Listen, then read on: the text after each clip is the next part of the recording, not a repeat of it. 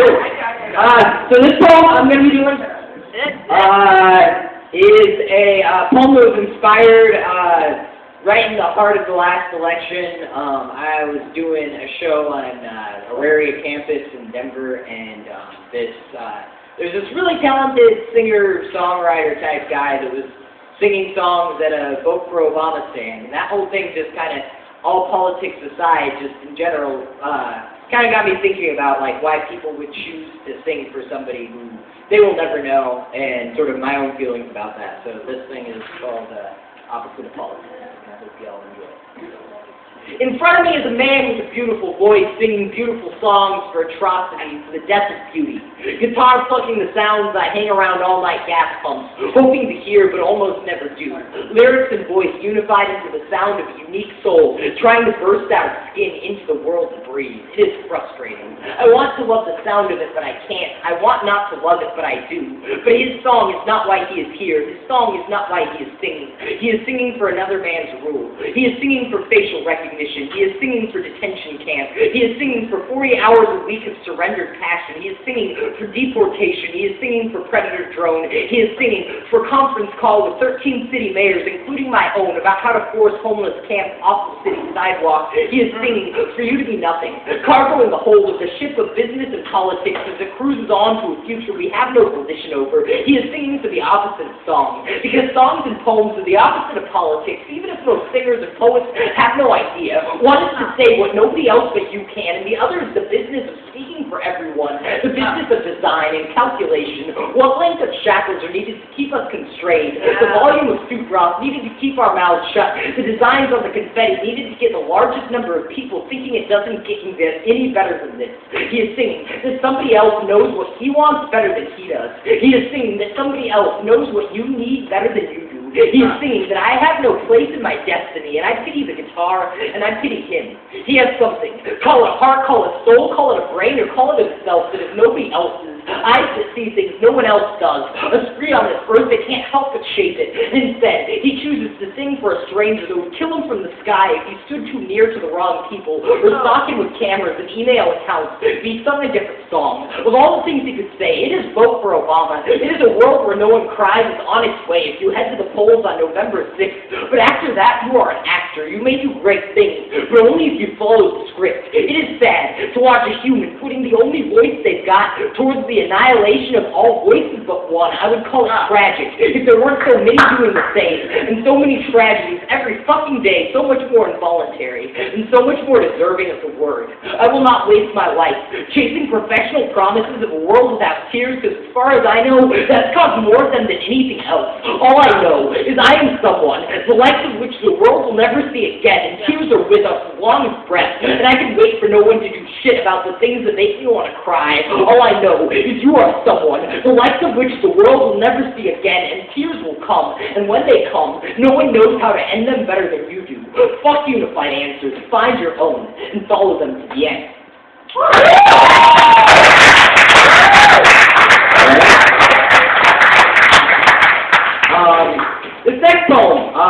This next poem's been a long time coming, so one issue that I may have like a strongly different opinion from a lot of the poetry scene is on the whole gun control issue, and I've been meaning to write something on that for a while, and sort of out of ideas about how to do it and how to approach it without really being too obnoxious about it. So I finally thought of an idea that I'm happy about. So this poem is a message from the U.S. government to those who once cried peace and now cry protection. You dumb motherfuckers. You think that every police bullet or weapon shipment overseas might be the one that convinced you guys I don't give a damn about human life. It was getting to the point where it wasn't even fun to drone some wrong time, wrong place schlubs into Kingdom Come anymore. Sure, it felt good to say fuck you to half the world using Troy Davis's body as a billboard, but once it was done, all I could do was wonder if I'd actually shattered something as fragile as your trust in me to keep you safe.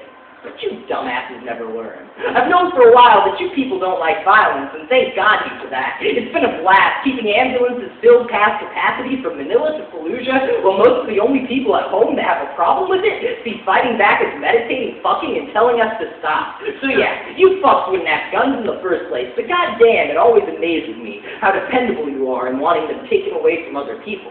Lord knows, you sorry-ass clowns have got to be sick of having your asses handed to you every time you pick a fight with me. So I understand wanting to play with the winning team for once, but come on.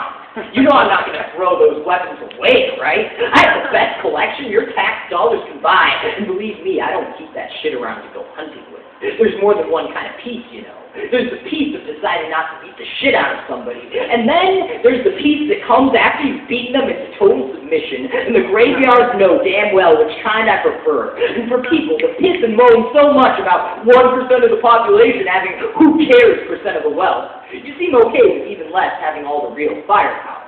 I know you want to be safe.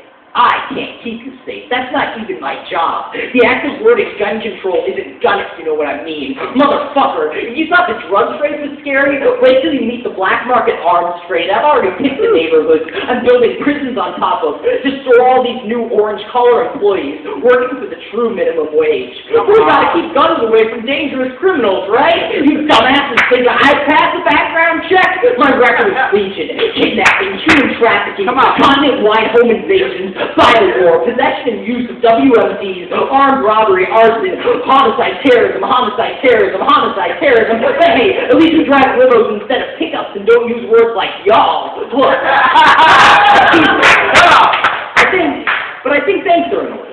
Thank you for giving me more impunity than I already had. If Katrina was any preview of the things you can get away with doing to a disarmed population, then great things are on the horizon. When I kill next, what you gonna do about it? Get yourselves arrested? It would be an honor to haul you in. Know that from here on out, when we give you anything, we're not quaking in our boots. We're saving ourselves a headache. Know that everything you do with our permission. But cheer up! You got to feel like you won for a change. And I found friends in the most unlikely places. From people that don't believe in guns. I never met a crowd so eager to shoot themselves in the foot.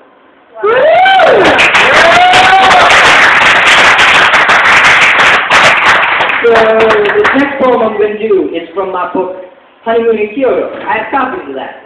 I also have another book. If you buy both books, I will give you my email for you to email me about a third book that I can send to you, so you can print it off or read it online and have 3 books for the price of 2. Yay! I lost my copy of it on the way here, so I'm sorry. Anyway, this poem, yeah, doing it.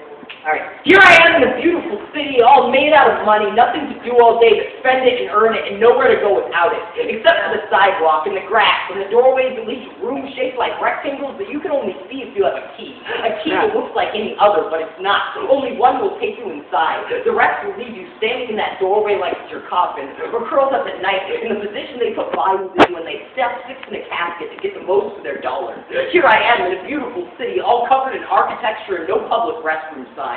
Freeways and Ferris wheels and thin buildings, taller than any god I've ever heard of. None of them built by the ones who thought them up. None of them built as a hobby. Ride a bus downtown and look anywhere. Everything you see but the pigeons. The train tracks and golden domes, hot dogs and hot dog stands were made by people that didn't give a damn about them. Just the paycheck they might not get. They meant one more week shelter from the winter and enough food to be strong enough to work again tomorrow. Poverty is the active ingredient in capitalism, because when you make other people grow your crops or build your tombs under the threat of a whip, that's called slavery. When they're vacuuming your carpet or building your corporate art under the threat of burying their children, that's called the free market. You're free to choose between the assembly line and the cardboard sign, the air freshener bottle or the family restaurant apron, the day labor waiting list or the plasma center bed, the gas station late shift or the gun that could empty their registers, no education or a lifetime of debt, the job training program, or the month in a cell. You can try them all and never even get by. We act like chumps for as long as we're allowed to, then spend every second off the clock as an apology. Cool kids that care how they look, standing on a street corner with pictures of pizza hanging off their necks. 100 million women winking with their words at men they'd rather see drive off a mountain. People that give a damn, and some that don't. Asking if you have a minute to save the earth or the children, like a credit card can give you nourishment, or if you plant a coin, a tree grows in its place. Christians working on a Sunday, atheists sitting through church for the meal at the end, and the rest of us begging God or the skyscrapers are the ones inside them for us to be this lucky. A young woman, 6 months older than me, sitting and crying on the sidewalk with a sign that says, "I'm not a bad girl, I just made bad decisions." Well, it's clear as the vitamin water, they sell in the Whole Foods well, her and I know both. Yeah, well, her and I both know she's not a bad girl, but it's clear that the vitamin water they sell in the Whole Foods behind her for more money than she'll make today, that she did nothing wrong. And there are those with futures, insured till the end, killing time at flags and cooperative cafes. They think economic exploitation is a really big deal, just like childhood obesity and secondhand smoke. And there are actors and golfers so gifted with the cash that makes us do these crazy things. They can put 20s into bowls for their debts to rip up like a Class A crime. And there are stock exchanges in Manhattan and Tokyo where men chew out shapes to skee-ball play a game of their own. A little bit Monopoly, a little bit Nintendo, a little bit horse track. And we don't win when they do. When they lose big, we lose bigger, even if we're not even playing. They run away with a murder and a lesson about better savings. We walk without a shot at a job to give us the money we don't need to get the things we do to. We trade in our stupid scripts and smiles for something more sincere, like some things are needed, some things aren't. What the fuck am I doing in this uniform? More roofs than there are heads to cover. Why the fuck am I sleeping in this doorway? More food than there are stomachs to fill. Why the fuck is mine so empty? Everything we need, right in grabbing distance. Why the fuck isn't it ours?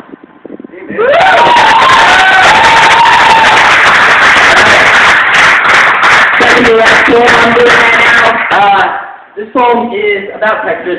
It's in good and evil and the world and everything. It's in my other book that I've got.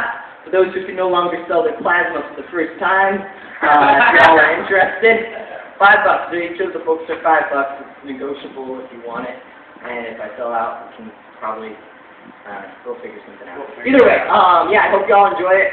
It's been amazing. I really enjoy Laredo, Border Slam. Yeah. Thank you.